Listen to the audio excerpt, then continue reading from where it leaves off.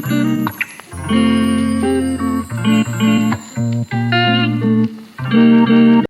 everyone and welcome to Linger Longer with Books. My name's Catherine and in this week's episode I'm going to be talking about the Darkland Tales series, which has been published by Polygon Books, an imprint of Birlinn Limited. So there are 5 books which have been published in total so far. They first appeared in bookshops in April 2021 with the very first story in that collection. The whole kind of premise behind the Darkland Tales series is it's a celebration of Scottish tales, myths, legends, history, all from the pens of kind of modern day Scottish authors and writers. So let's just dive straight in to the first of the 5. Okay, so first up is none other than Rizzio by Denise Mina. If you don't know, this is set in early 1566 in Edinburgh. It's centering around Mary Queen of Scots, who's 6 months pregnant at this point, which should be a really kind of joyous and happy time in anyone's life, but as you might suspect from the blood on the cover and the times that Mary Queen of Scots was living in, it was just absolute turmoil. Nothing was safe, no one was safe, and basically there's a scheme unraveling very sort of horribly and quickly to kill David Rizzio, and he is a friend and secretary of Mary Queen of Scots. And kind of at the forefront of this kind of ill intent is Lord Darnley, who is the husband of Mary Queen of Scots.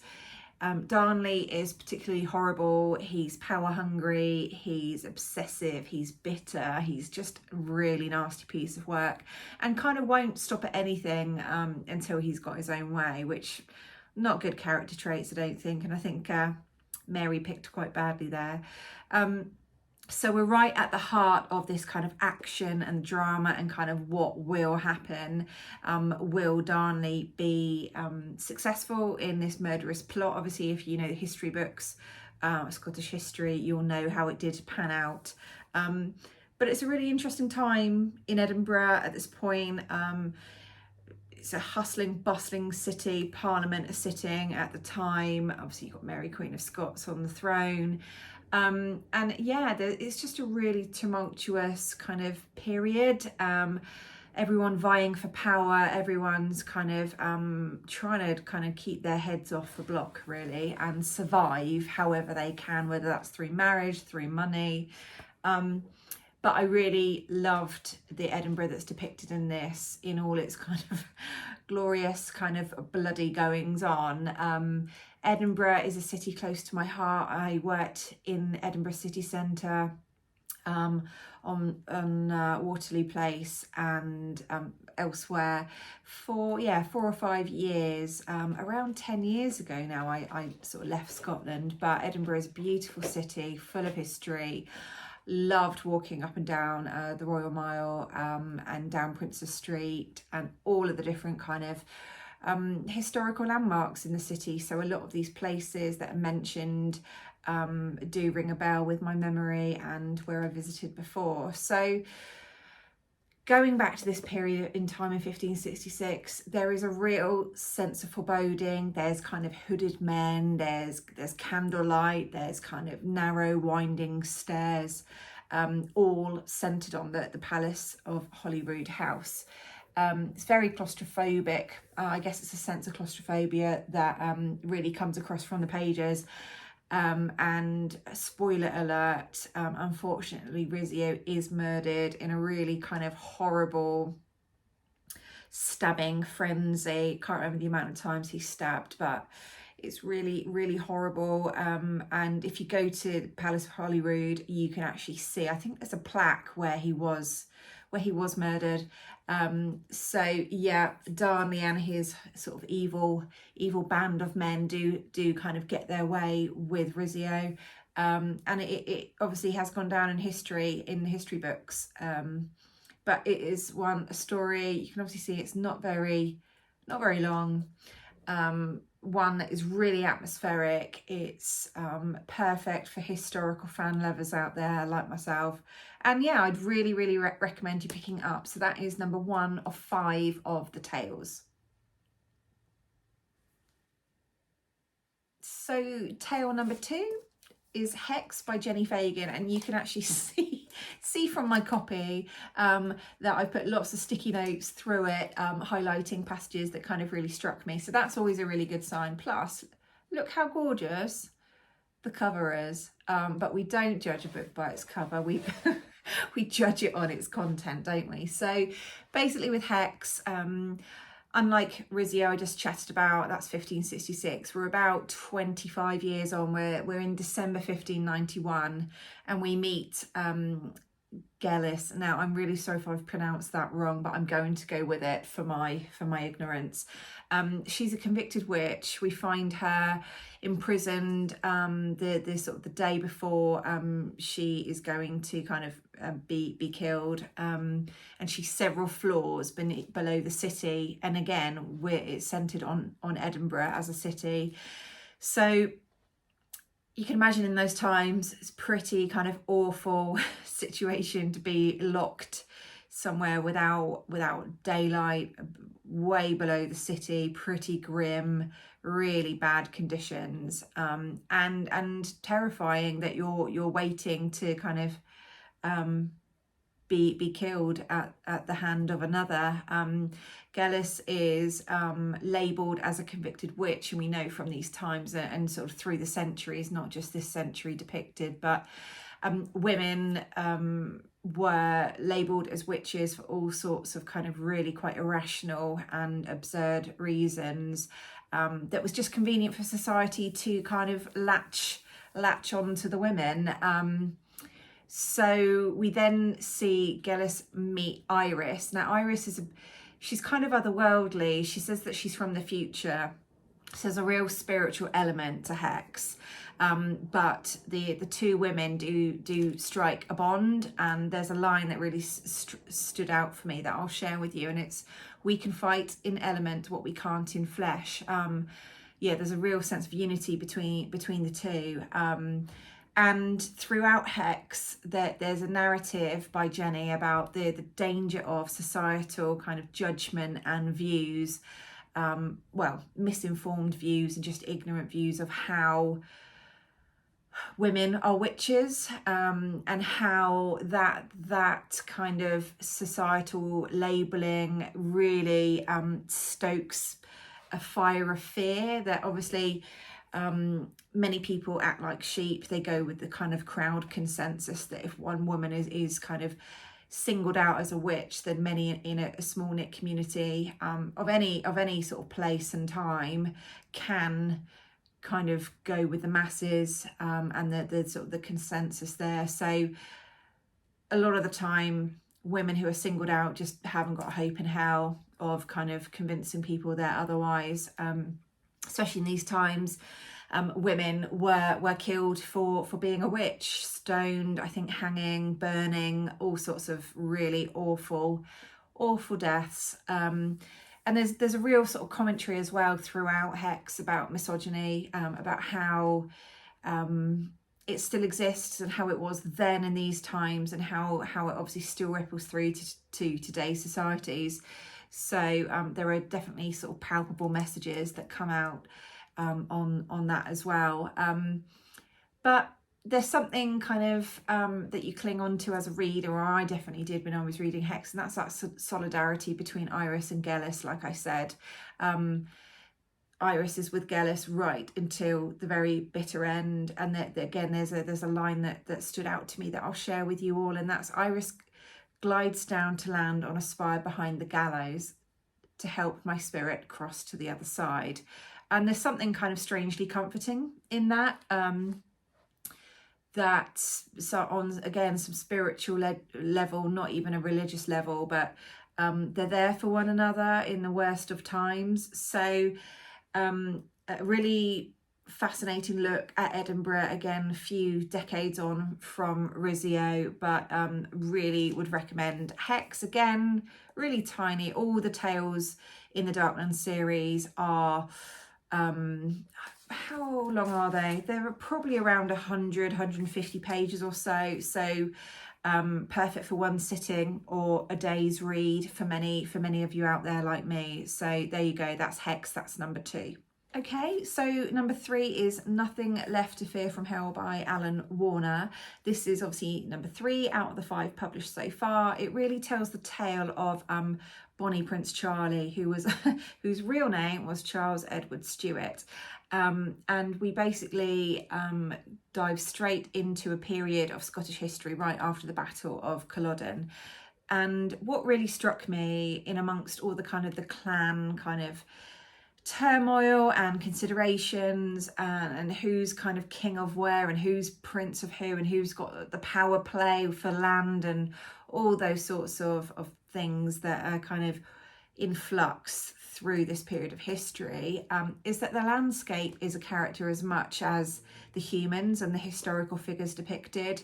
There's some beautiful descriptions of the quite stark landscape and the coastal landscapes that are around these characters who are basically trying to survive and dodge being killed by kind of opposition. So there's a couple of phrases that I've pulled out to share with you all as well here. So there was one that scattered broken seashells on a stony cove, and the sea grew more demented by the wind. And it just gives that sense of unrest.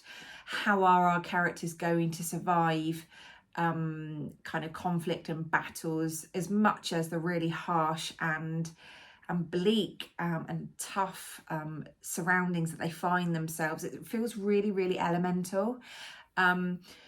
So yeah, Bonnie Prince Charlie went down in history books as not the most successful leader. Had he been successful in restoring his dad as King of England and Scotland, he would have actually gone on to be Charles III. But obviously history books tell us something very different. What I did take from this tale is I really enjoyed lots of Scottish names that are still really kind of intrinsic in Scottish history nowadays. So there's MacLeod, MacDonald, McMurray, Campbell, and those names, that legacy in terms of family names, just goes on generation to generation, which is really lovely and sort of a part of history that will hopefully never fizzle out in terms of the global kind of landscape that we find ourselves in, and families kind of all over different continents. So those Scottish names will survive for as long as they have already, obviously. And there's some place names and landmarks that are familiar to me, again, from having lived in Scotland for a handful of years, I think 4 or 5 years in total, maybe more than that actually. But there's Bannockburn, there's Armadale, there's lots of different locations that are still familiar and haven't changed. Obviously they've changed to the human eye, but they're still there with their names quite proudly on signs around. So Nothing Left to Fear from Hell is again just as kind of bloody and determined with its characters as the previous two books. Yeah, really kind of brutal times to live in, and kind of makes you thankful for the times that we live in the 21st century. But there you go. If you're looking for a really quick tale, I would highly recommend this one too. Okay. So if you've been watching a few of my previous videos, I have sort of slipped in a few confessions here and there. And I guess it is confession time again, because when I was planning to do this video, and I was thinking that the book I will talk about next was the next book published, which is really poor English, but hopefully you know what I'm trying to say. I hadn't realised that a 4th book had been published at all, and that is Columbus Bones by David Greig or Greig. Again, I'm really sorry for pronunciation. Hopefully one of those two pronunciations is correct. Yeah, as I said, I thought what is book 5 was book 4, so I'm really ignorant that this completely slipped by me. So suffice to say, I jumped straight out to the library to get a copy of Columba's Bones because I don't own a copy yet. So I'm just going to give you a little detail about Columba's Bones. Hopefully I will get to read it very, very soon. So it's set on the Isle of Iona in 825 AD, and it's in a bloody, brutal raid. We haven't had enough of those so far, have we? There's an abbot who's slain on the steps of his monastery for refusing to give away the location of the sacred bones of St. Columba, the missionary who first brought Christianity to Scotland. Following a day of murder and mayhem, what more could we want? One Viking warrior, Grimur, wakes up to find himself alone, hungover and abandoned by his crewmates. With only his wits, he must survive long enough not only to rejoin his Viking comrades, but also to find the location of the elusive relics that brought him here in the first place. So that sounds really, really interesting. And that is obviously going way back in terms of the centuries before, the first 1,000 years of Scottish history. So I'm really, really interested to kind of know more about St. Columba, the Isle of Iona. And it's hailed as an utterly unique and thrilling read, exploring the clash of early Christianity and paganism and expanding into a sharp and witty reflection on violence, shame, love and redemption. And those themes are pretty common threads throughout all of these Darkland Tales series. There's love, there's bloodshed, there's violence, there's hope, there's redemption.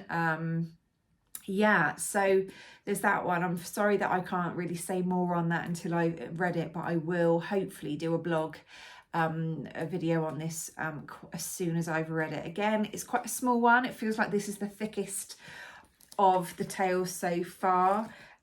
It hits around 180 pages, which is tiny considering other published works, but again, that is easily a day's read for some people. So there you go. And what a gorgeous cover.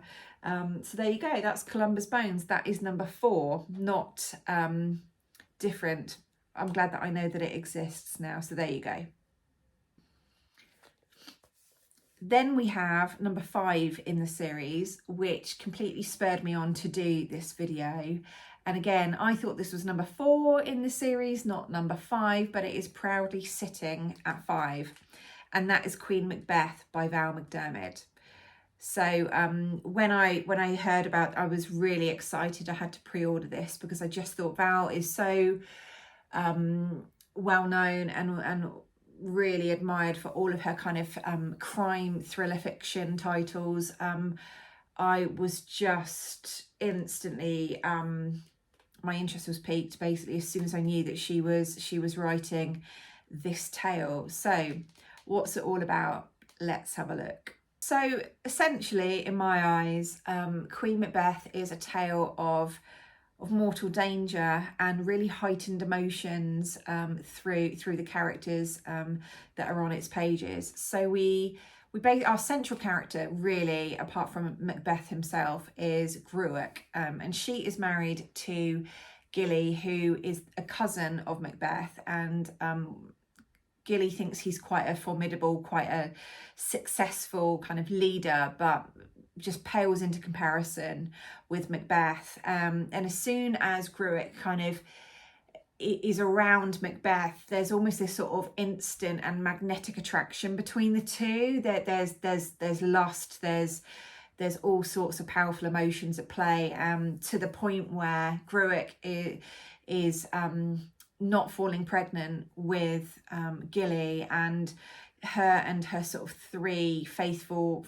women, kind of sidekicks, they come up, they hatch an original plan to see if Greig can be bedded by Macbeth and fall pregnant with his child and pass it off as Gilly's, and hopefully it would be a boy to secure the line of succession, as every kind of prince and noble and king had to produce the heir to the throne and the heir to the kind of the power dynasties that were at play, because they were all trying to kind of uproot one another from their thrones or seats of power.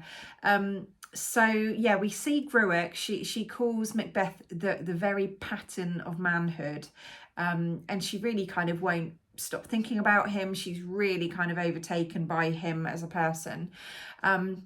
So unsurprisingly, she does fall pregnant with Macbeth's child, and it does turn out to be a boy, thankfully, for everyone's sake. And he's called Lulak. Again, I'm really, really sorry, Lulak, if I'm really pronouncing these traditional or medieval Scottish names really poorly, but we'll just go with it. So we also find Greig on the run with her 3 women and Angus, and they are fleeing to safety.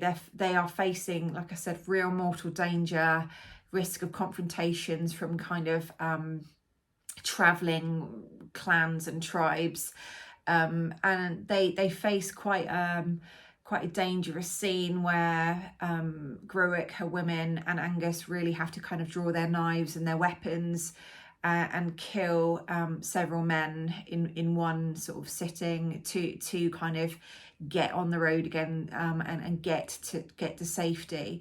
There's a line where Angus takes out his knife and cuts the man's throat in one swift slice.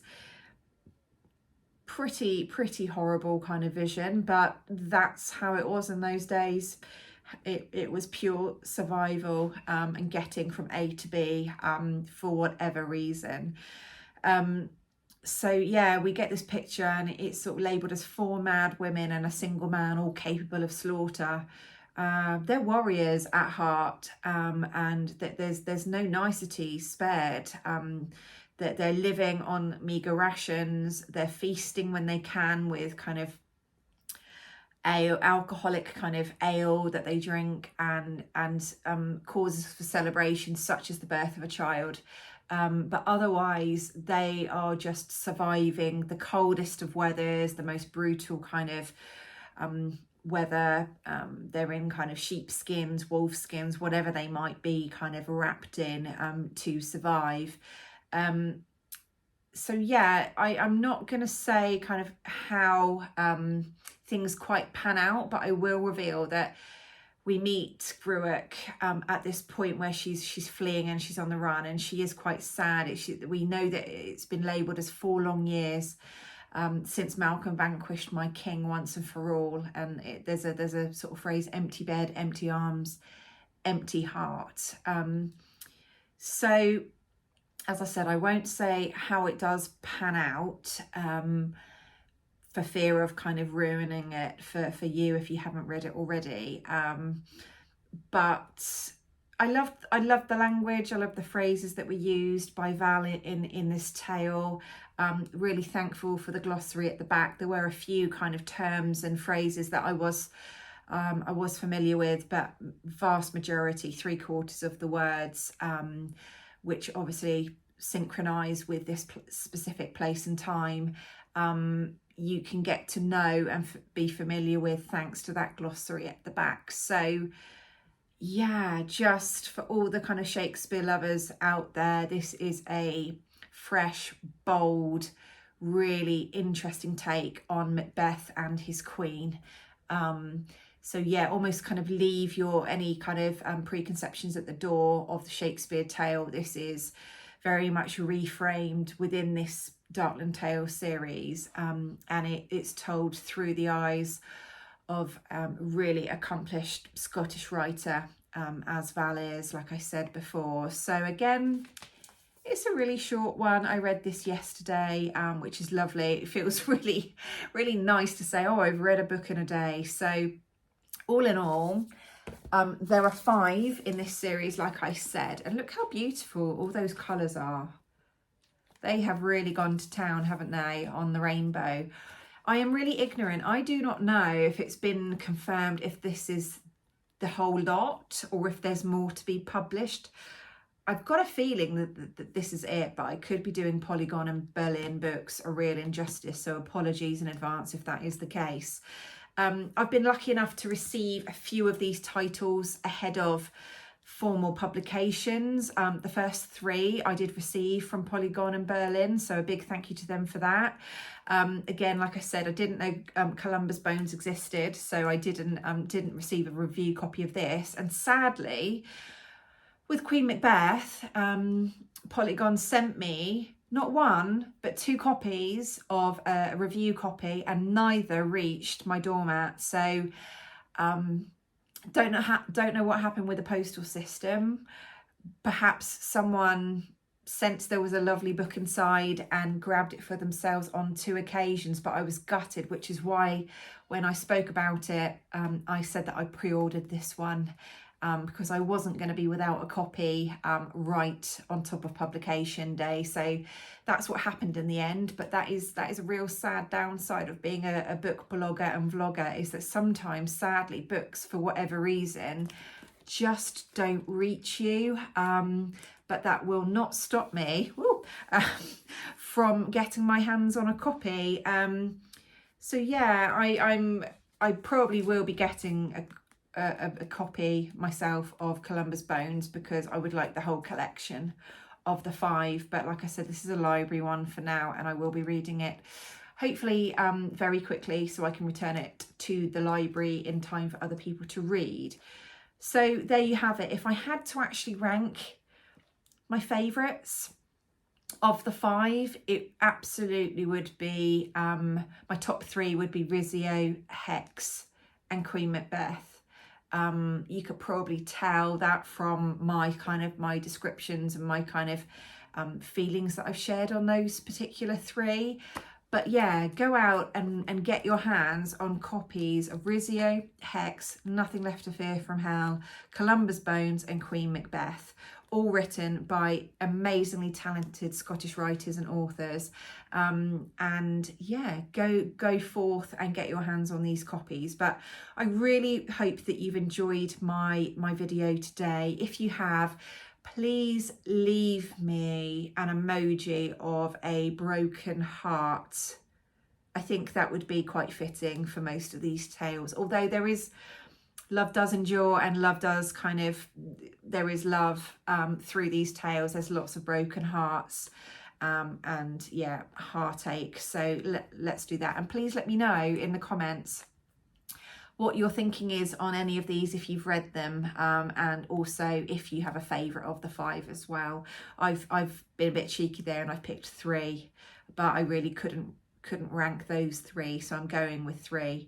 But there you go. Again, thank you for watching, and I shall see you next week in a new video. I haven't decided what that's going to be on yet, but just tune in next Monday to see. But for now, have a great week of reading ahead, and yeah, see you again very soon. Bye.